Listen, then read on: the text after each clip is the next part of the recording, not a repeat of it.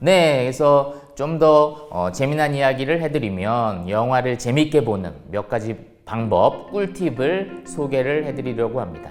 그래서 영화를 어떻게 하면 우리가 이전보다 재밌게 볼 수 있을지에 대한 꿀팁을 공유해 드릴 테니까 이 내용 잘 들으시고 여러분들이 영화를 보실 때 적용해 보시면 좋을 것 같습니다. 첫 번째는 뭐냐면 영화의 첫 10분을 눈여겨보라 라고 말씀을 드립니다. 왜냐하면 많은 시나리오 작가나 감독들이 영화에서 첫 10분을 굉장히 중요하게 다룹니다. 그래서 주인공이 어떤 사람인지, 혹은 영화의 배경이 무엇인지, 혹은 주인공의 욕망은 무엇인지, 혹은 주인공의 트라우마, 주인공의 목표, 이러한 요소들을 처음 영화 10분 안에 담기 마련이기 때문에 이 부분을 놓친다면 이제 영화의 뒷이야기를 이해하기가 더 힘들겠죠. 그래서 영화의 첫 10분을 주의 깊게 보라 라고 조언을 해드립니다. 그 다음에 두 번째로 지금까지 배웠던 영화의 미장센을 주의 깊게 보라 라고 말씀을 드립니다. 그래서 우리가 영화를 볼 때 단순하게 어떤 스토리가 어떻다라고 단순하게 줄거리를 기억한다든지, 혹은 이 영화가 재미있네, 재미없네 정도의 어떤 단편적인 감상평에 머문다면 이 영화를 깊게 향유하지는 못한 거겠죠. 그래서 지금 배웠던 그 미장센을 주의 깊게 보라라고 또 한번 조언을 해드립니다. 그다음 세 번째로 영화를 재밌게 보는 굉장히 중요한 요소 중에 하나가 뭐냐면 바로 영화의 주인공의 변화와 성장을 보라라고 말씀을 드리고 싶습니다. 그래서 대부분의 영화는 명확한 주인공이 있죠. 그리고 대부분의 우리가 재미있게 보는 영화, 대부분의 우리가 인생 영화라고 불리는 영화들을 보면 대체로 주인공의 시작과 끝이 굉장히 크게 변화한 그런 지점이 있음을 보게 됩니다.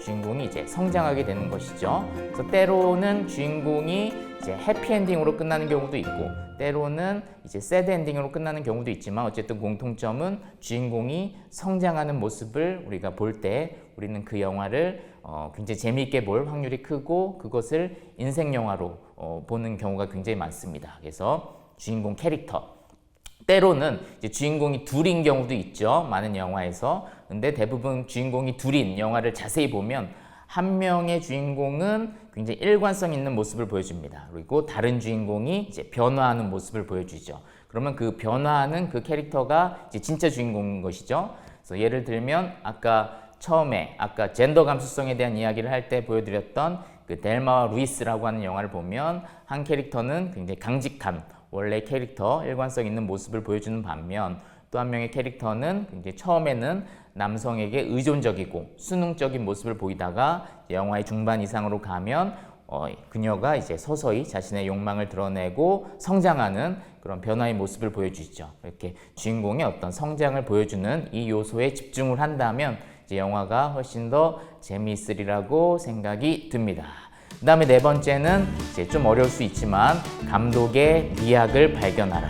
그래서 우리는 흔히 어떤 배우가 나온대? 라고 하면서 영화를 고르는 경우가 많죠. 근데 그것도 재미가 있지만, 배우를 중심으로 영화를 보는 것도 재미가 있지만, 또 다른 재미는 뭐냐면 이제 감독을 중심으로 영화를 고르는 거예요. 그래서 내가 좋아하는 한 영화를 보고 나서 이 감독의 전작을 다 살펴보는 거죠.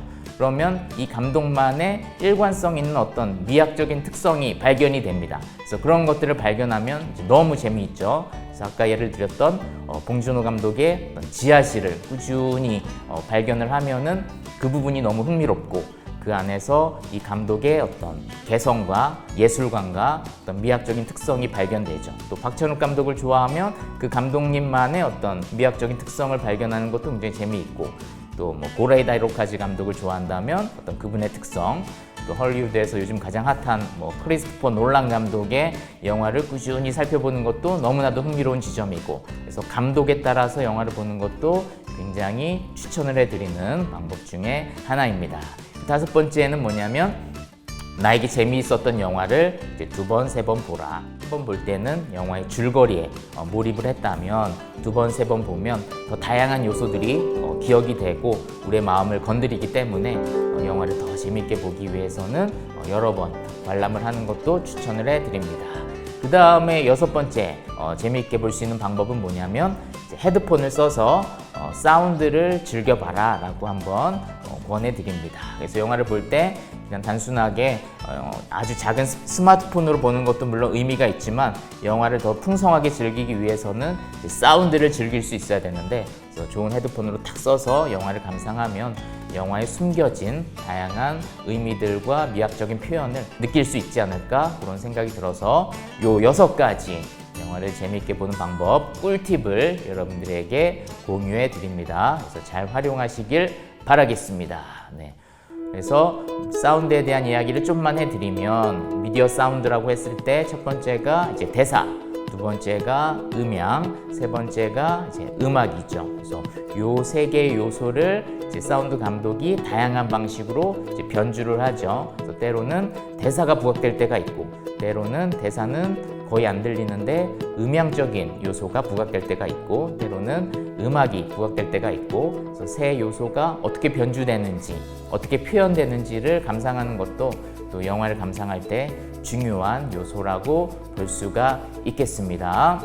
그래서 뭐 그래비티 같은 영화를 보면은 이제 처음에 우주 공간을 이제 보여주는데 거기에서 사운드가 매우 흥미롭죠. 그래서 아무런 사운드가 없는 상태를 또 사운드로 표현하는, 그래서 그런 부분들을 헤드폰을 끼고 한번 들어보면은 영화라고 하는 예술에 감명을 받게 되는 그런 지점이 분명히 있으리라고 생각을 합니다. 그래서 우리는 흔히 영화 음악 하면은 음악만 기억하는 경우가 많은데, 이런 사운드, 가장 기본적인 사운드 요소도 중요한 것이죠.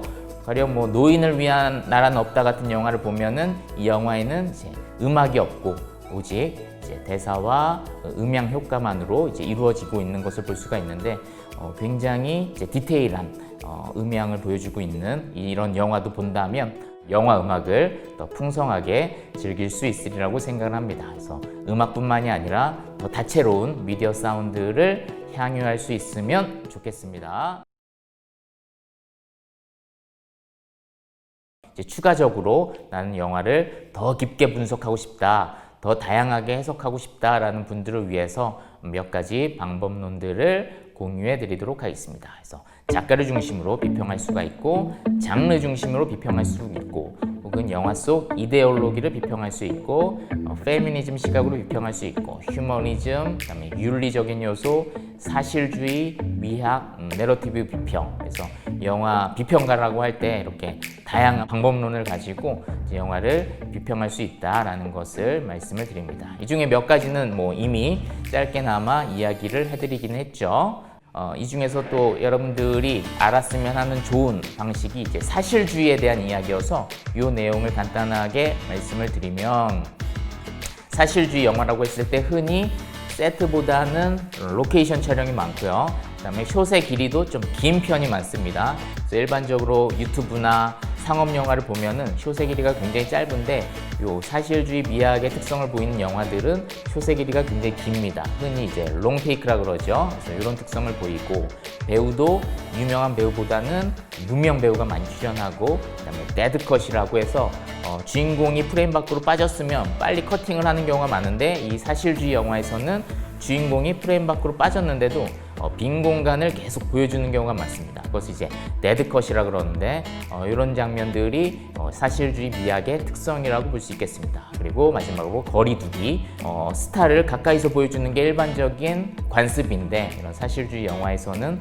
아무리 유명한 배우라 하더라도 카메라가 좀 멀리서 찍는 경우가 많고, 그래서 때로는 몰입을 방해하는 요소도 있고, 하지만 이런 부분들이 이런 영화의 미학의 특성이라고 볼 수 있겠습니다. 그래서 가장 고전적으로 유명했던 영화가 이제 자전거 도둑이라고 하는 영화죠. 하지만 고전뿐만이 아니라 현대 영화에서도 이러한 특성들을 보여주는 감독이나 영화가 굉장히 많죠. 가령 홍상수 감독이라든지, 그리고 알폰소 쿠아론 감독이라든지, 이런 분들의 영화를 보면 지금 봤던 사실주의 미학적인 특성이 나타나는 그런 영화라고 볼 수 있겠습니다. 그래서 막 영화제에서 상도 많이 받는 영화인데 나한테 너무 재미없는 그런 영화들 있죠. 그런 영화들이 대체로 이런 사실주의 미학을 띠는 그런 특성의 영화일 확률이 굉장히 큽니다.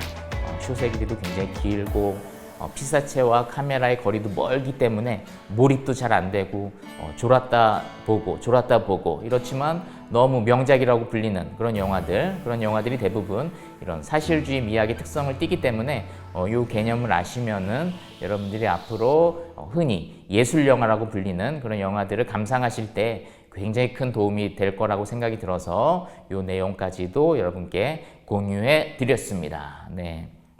그래서 마지막으로 영화 감상에 대한 명언 이 내용으로 시네 리터러시에 대한 이야기를 1차적으로 마무리해 보려고 합니다. 그래서 프랑스와 트리프라고 했던 감독들의 감독이라고 불리는 그분이 했던 이야기죠. 그래서 영화를 사랑하는 3가지 방법이 있는데 첫 번째 방법은 같은 영화를 이제 2번 보는 것이고 두 번째 방법은 영화에 대한 글을 한번 써보는 것이고 세 번째 방법은 영화를 만들어 보는 일이다. 그래서 지금까지 제가 했던 이야기를 아주 함축적으로 보여주는 단 하나의 문장이죠. 그래서 요 영화를 사랑하는 3가지 방법을 여러분의 일상에서 적용을 하시면 그것이 극장에서 영화를 보든 아니면 온라인 서비스로 영화를 보든 이러한 방식으로 영화를 대하신다면 여러분의 그 시네 리터러시 능력이 매우 향상이 될 것이고 이전보다 영화를 더 재밌게 보고 영화에 대한 의미도 영화 예술을 향유하는 그 삶도 더 풍요로워지지 않을까 이런 생각을 하게 됩니다.